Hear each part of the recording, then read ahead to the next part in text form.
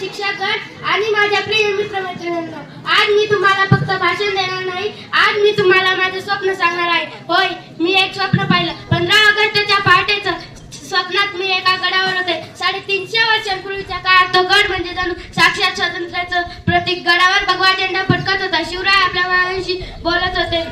मातृभूमी आपल्या लेकरांची आहे, तिला परकीयांच्या जोखडातून मुक्त केलं पाहिजे. तेवढ्यात बाजूला एक माणूस, काठीसाधे कपडे, डोक्यावर टोपी, ते होते महात्मा गांधी. ते म्हणाले, शिवरायांनी तलवारीनं स्वराज्य दिलं, मी अहिंसेने सुराज्य देईन.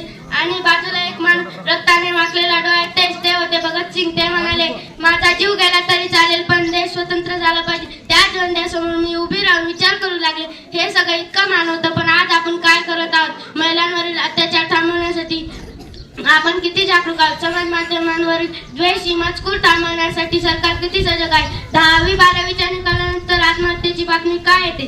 कायदे आहेत पण न्याय वेळेवर नाही, आणि म्हणतो माझा देश महान. मग त्या गडावरून एक आवाज आला. ते होते डॉक्टर बाबासाहेब आंबेडकर. ते म्हणाले, मी तुम्हाला हक्क दिलेत, पण हक्कांसोबत कर्तव्य नका, कारण त्या स्वप्नात शेवटी मी स्वतःलाच विचारलं, मी एक खरंच चांगला भारतीय आहे का? स्वप्न संपलं, पण डोळे उघडल्यानंतर एक गोष्ट ठरवली, मी बोलणार कमी आणि करणार जास्त. रोज एक चांगली गोष्ट करायची, आईसाठी, देशासाठी, भविष्यासाठी. मी ठरवलंय, मी इतरांना मदत करेन, मी कचरा कुठेही टाकणार नाही, मी खोटं बोलणार नाही, मी देशाचे काम करेन, मी झेंडा फडकवणार नाही, त्याचे मान जपणार.